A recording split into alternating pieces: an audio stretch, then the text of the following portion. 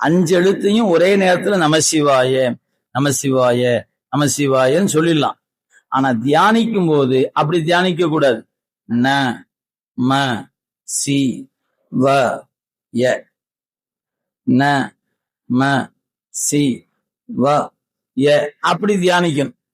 அப்ப இங்க நா என்ற எழுத்தை சொல்லும் போது திருவடி தெரியணும், மா வயிற்று பகுதி தெரியணும், சி 2 தோள் தெரியணும், வா முகம் தெரியணும், யானம் முடி தெரியணும். அப்ப நீங்க இந்த வடிவம் உங்க அறிவுல தங்கணும். எப்ப தங்கும்? ந அப்படின்னா திருவடி, மா என்றால் வயிற்று பகுதி, சி என்றால் 2 தோள், வா என்பது முகம், யா என்பது முடி. ந ம சி வ ய இது 5 எழுத்து. இத நீங்க உங்க அறிவுக்குள்ள தங்கணுமா என்ன பண்ணும்? சாமியை பார்க்கும்போது கண்ணை திறந்துகிட்டு பார்க்கணும். ந ம சி வ ய அப்படி நடராசரை போய் இந்த மந்திரம் உங்களுக்கு உபதேசம் குருநாதர் சொல்லி இருந்தாருன்னா இந்த மந்திரத்தை சொல்லிக்கிட்டு சாமியை பார்க்கணும். ந ம சி வ ய ந ம சி வ ய அப்படின்னு பார்க்கணும்.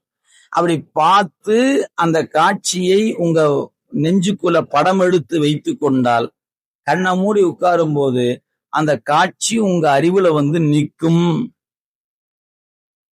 நாம தான் சாமி கிட்ட போய் நின்ன உடனே கண்ணை இருக்க மூடி நின்னுக்கும்ல, கண்ணை திறந்தா பார்ப்போம். கண்ணை இருக்க மூடி நின்னுகிட்டு சாமி சாமி சாமி அப்படின்னு நின்னுட்டா அப்புறம் அங்கே உட்கார்ந்து கண்ணை இருக்க முன்ன என்ன தெரிய போகுது? இருட்டு தான் தெரிய போகுது. சாமியா தெரிவாரு? தெரிய மாட்டார். எனவே மறந்துடாதீங்க, இறைவன் திருமேனிகளை நல்ல கண் திறந்து பார்க்க. எப்படி நம்ம இன்னைக்கு செல்போன்ல டப்பு டப்பு டப்புன்னு போட்டோ எடுத்து உள்ள வச்சுக்கிறோமா, தேவைப்பட்டா எடுத்துக்கிற மாதிரி இதுதான் மிகச்சிறந்த கேமரா. இந்த கேமரால என்ன இருக்குது? ஜூம் பண்றதுக்கான ஆப்ஷன் கொடுத்துருக்கிறாங்க இல்லைங்களா?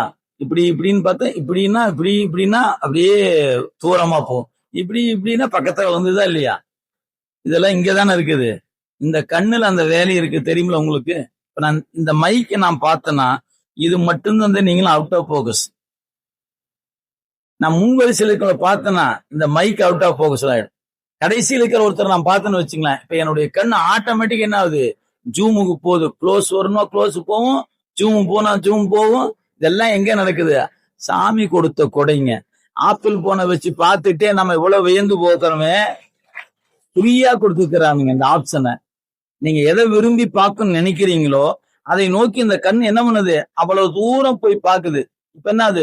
தூர காட்சிய ஒரு பொருளை பார்க்கணும், கண் அவ்வளவு தூரம் போகும்போது ஜூம் ஆகுது அங்க.